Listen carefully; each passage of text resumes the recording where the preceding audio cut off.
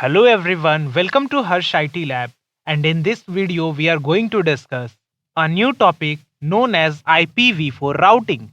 Last time we discussed IPv4 addressing, and unknowingly the topic slipped into the territory of IPv6 as well. So that's a good thing that we all enjoy talking about that. When troubleshooting a Cisco switch, we get to know two kinds of interface status. The first one is line status, while the other one is protocol status. The line status refers to the physical capability of the port, which is the cable installed or not, or the capabilities of the cable itself, or the powering of device. While the protocol status stands for the layer 2 protocol, that might be the mismatched data link configuration, encapsulation difference, speed difference, or the duplex irresemblance. And during troubleshooting, we may find different kind of troubleshooting combinations. For example, when line status is administratively down, protocol status will also be down. It means that the interface is configured with shutdown command.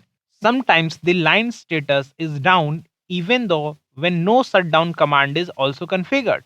Due to the down of line status, protocol status also becomes down, and it may be caused by a faulty cable or the other end of device powered off. And if the device is showing line status as up, but still the protocol status is down, then it is definitely the problem of data link layer.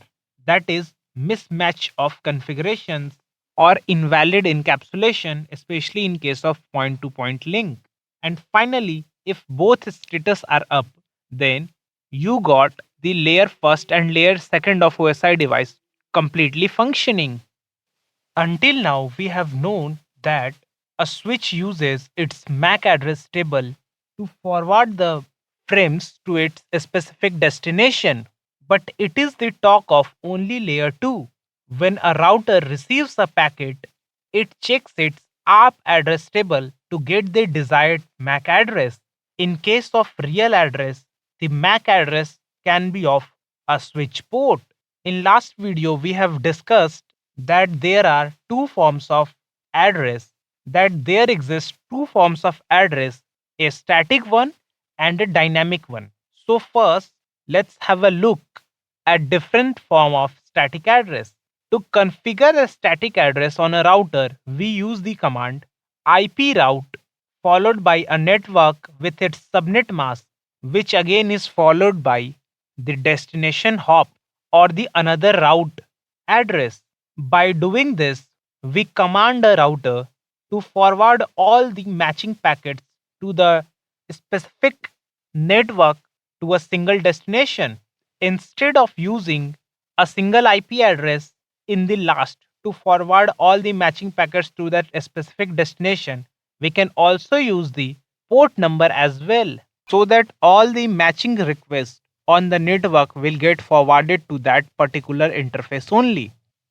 Borrowing from previous session, I know that I have told you about an unspecified route that is 0.0.0.0, which means that if the route does not many of the specified locations, it will forward it to the unspecified one. Now combining both these scenario, I want you to answer me that if we configured a static route with an interface, what will happen if the interface goes down? If you don't know the answer is the interface. The router will forward that packet through the unspecified route. It was a worthless try as the packet is destined to be fail, but will end up using essential resource like CPU for nothing. So while adding a static route with the command IP route followed by network with its subnet mask and interface address or interface number, we can add the keyword permanent, which means that the router will always drop the packet right after it checks that interface is down, which helps to preserve our CPU. It's very assuring thing to know that routers used to check all the routes and try to send it somehow using unspecified route. But there may be case when a route to single destination is available via multiple sources. By multiple sources, I mean that a route can be configured using statically or manually, or it may be automatically added to the routing table by a routing protocol, for example, RIP or OSPF. So in such scenario, how does a router decided which path to select and which not to? The answer is the router will use the rule of longest prefix matching. This rule states that the route having the higher number of bits in its subnet ID will become the preferred path for forwarding the packet.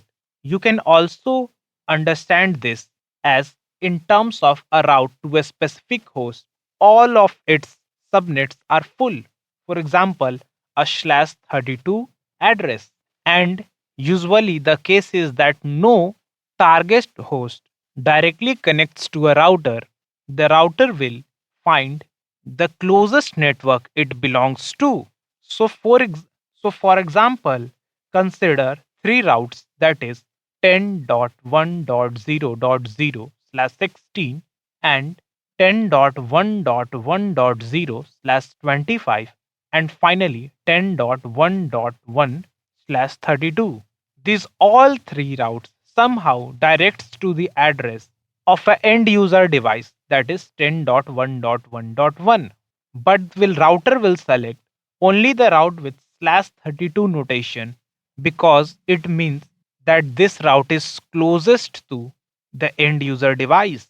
I request you to listen this particular section once again cause people often confuse between the process of populating routing table and the process of using routing table.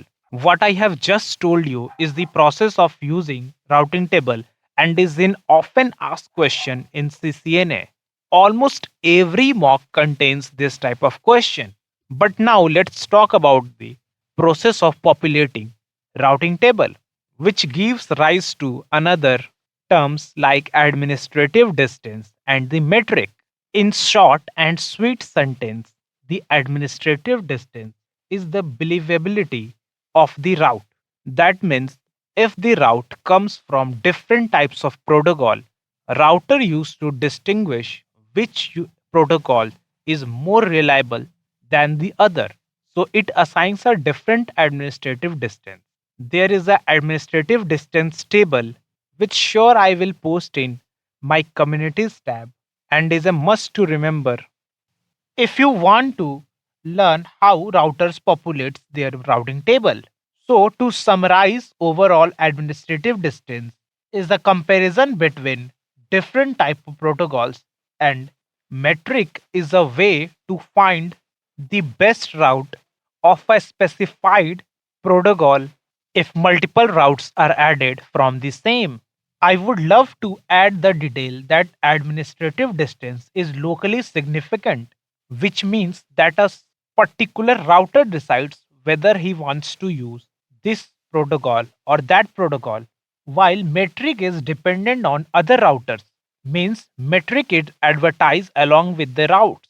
So if a router, for example OSPF, propagates a specific route, it also tells that which route is feasible than the other. So depending on that data, a router will decide which path to choose. And yes, the lower the administrative distance, the better the route is. This also applies to metric. The lower the metric value number, the better chances that it will get selected in the routing process. Metrics of different protocols vary so much that they cannot be compared of a protocol to the another protocol. It is only significant when we talk in terms of same protocol. Normally, the administrative distance of a static route is 1, but we can also change the administrative distance so router will only use the route if previously configured protocol fails. To do so, we just add the administrative distance value to the IP route command that we use to configure route. Until now, we know that VLANs are virtual separation of local area network. The name itself stands for Virtual Local Area Network, which is used to break the broadcast domain to make network more efficient. I am again talking about VLANs because it is a must to know that the switch don't forward frames between VLAN. It need to be manually forwarded with help of a router to enable the communication between the packet. To enable communication between VLANs, we use routers connected to a switch. But physically, there is a mismatch between number of ports a router and a switch can have. So to solve that problem, we use the virtual interfaces on a router, and this complete configuration of routing between VLAN using an external router is known as router on a switch, commonly communicated with abbreviation ROAS. Using ROS, a single cable connected to router configured as trunk port enables sending traffic of multiple VLANs to router, and every VLAN is assigned a sub-interface, which is a division of that primary interface on which the switch itself connects. When the traffic arrives at router, the router does its job of routing, filtering the packets, etc. Router on a switch is a very great solution when it comes to routing between VLANs, but for larger local area networks, a layer 3 switch is considered a way more efficient. A layer 3 switch acts as layer 2 switch until the command IP routing get passed. After that, we have to create SVI, which stands for Switch Virtual Interface and is created on per VLAN basis. If a layer 3 switch is not able to enable IPv4 routing, then it is missing the SDM prefer command. The SDM prefer command changes how the switch forwarding chips allocate memory for different forwarding table, and changes to this must require a reload of the switch. So if the IP routing command is not working, make sure to pass the SDM prefer and have a reload. By using this switch virtual interface, all the physical interfaces or the ports on a switch remains as the layer 2 only. However, there is a different way of implementing the same, but this time using a specific physical port as the routed port. Once the port is enabled as the routed port, it will act just like a router interface. So we have learned that switch has two modes by which they can transmit data between VLANs. First is using switch virtual interface, while second is using a physical interface as routing port. The routing method works best in point to point link scenario. Even in point to point network, to get the most out of network, it is an recommended advice to use at least two port as the routing interface. So even if one fails, the another helps to save the day.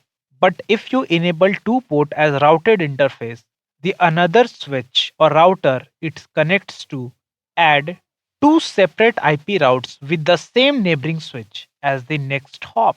One route for one link while the another route for the another link. It does not make any sense to use this as it makes the routing table bloated. So an ether channel makes much more sense when working with multiple parallel links between two switch. So each pair of link will act as one link. In the last video, we have already learned that how to configure a ether channel to relax the STP spanning tree protocol from blocking all the multiple parallel ports to enable efficient transfer. But since we are dealing with routed port, we have to configure a layer 3 ether channel to enable multiple parallel links. Layer 3 ether channel is like bundling multiple ports to act like a single port configured in routed mode, which we are going here, which we are going to do in this case. The layer 3 ether channel configuration differs slightly. Half of the configuration still remains the same. That all the links that we are going to bundle, all the interfaces must have same speed, same duplex setting, and no switch port enabled, which we do to make it a routed port. Now, in each interface configuration mode, we have to pass channel hyphen group, a channel number, followed by mode on, and the number must be same for all the physical interfaces on the same switch. This number binds all the interfaces into a single. But where we are going to configure the IP addresses? The answer is to configure IP addresses of the Ether channel. We use the command interface port-channel followed by the number that we just used to bundle all the interface. This creates a virtual port channel interface which directs how our Ether channel works. And within this interface, we use the regular IP address followed by an IP address and its subnet mask to configure the IP address. And that's how we enable the layer 3 Ether channel.